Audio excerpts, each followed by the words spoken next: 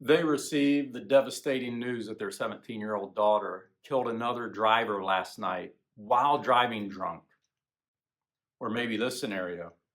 A heated argument between a worship band member and a sound team tech almost escalated to blows. Now their families won't even speak to each other. Or this final example. 2 weeks before their 13th wedding anniversary, he came home from work to find a note on the table in his wife's closet empty. When hundreds upon hundreds of people are a part of the same church community, there are always individuals in relationship crisis.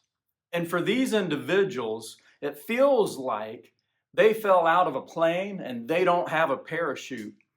And these moments of upheaval for their life are when our church's role becomes more crucial than ever.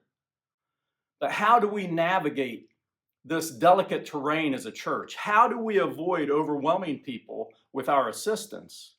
How do we reach out without them feeling like we're intruding in their business? And how can we offer them just the right amount of care and support without causing them to withdraw from the church community during their most difficult time and their need? So how do we do it? How do we create a safety net that supports without smothering? Let me share with you some things I've developed over my 25 years of pastoral ministry. In the culture of care, we aim to continue propagating at Newstart. The first one I call same relationship, amplified care. So for the church at large, everyone included, it's essential not to impose a new level of relationship on the people going through a crisis. So I encourage the majority of the church to maintain the same level of relationship you already have that is going through the crisis. Just turn it up one little notch. Let me give you a couple examples. If you really don't know the person, please pray for them and leave it at that. If you have casual conversations, for example, in the lobby of the church, and that's it, next time, express something like, I'm sorry for what you're going through. I'm praying for you and everyone involved. And this shows your awareness and your compassion. And then please leave it at that. If you occasionally text the person, send a few extra messages acknowledging their situation with love and encouragement, but please avoid offering advice or your opinion. Simply let them know you're praying for them and that they're not alone, and please leave it at that. If you hang out with the person, be more intentional in your support. Offer extra availability and encouragement in your conversations. And this could mean spending a bit more time together and checking in on them more often. These incremental increases in care help individuals feel loved and cared for without being overwhelmed by hundreds of people in the church. Respect their need for privacy. Trust the church leadership to handle the situation discreetly, which leads to my next point, which is a small circle for core support. I promise you our pastoral team will ensure that a small circle of people who are best suited to providing encouragement and counsel and a ministry of presence will be readily available for those in need. This typically includes one or two from our pastoral team. It also often includes one or two individuals in the church that we know who have experienced similar situations, and we get them involved, and also a few close church friends or family.